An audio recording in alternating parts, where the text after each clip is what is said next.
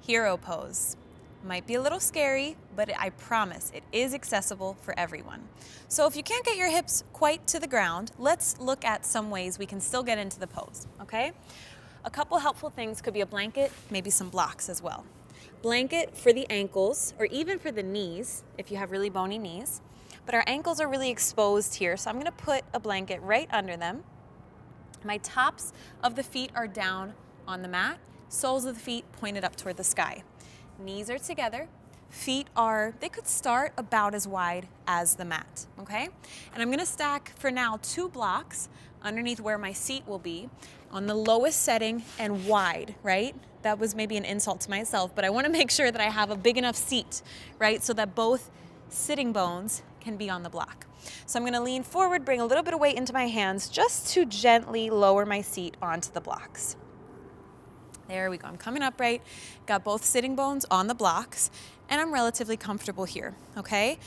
Now, again, feet are down on either side, and the entire top of the foot should be pressing down into the mat. So you'll notice that it's natural for the big toe, that bone, right, that knuckle on the top of the big toe, for that to press down. But the pinky edge of the foot is probably up and kind of floating around. So maybe take your hand one side and then the other side and press that outside edge down toward the mat a little bit more. You can stay right here in your hero, or if you've got some openness maybe in the hips and knees, come down a little lower, and anywhere you stay is fine as long as you're comfortable and it's not straining your knees, okay? Now, you can bring the hips down. This is kind of the traditional, if you Google hero pose, you're gonna see something that looks like this with the hips all the way down. But like I said, if your hips don't go down, it's fine. You don't have to do it like that.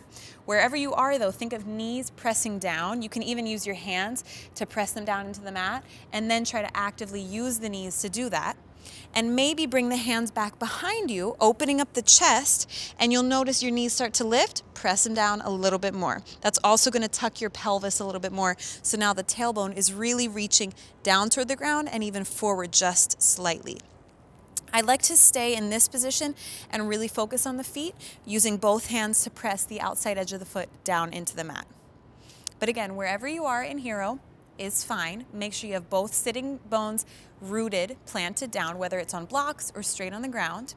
Make sure your knees are down. You can always space out the knees a little bit too to make it more accessible.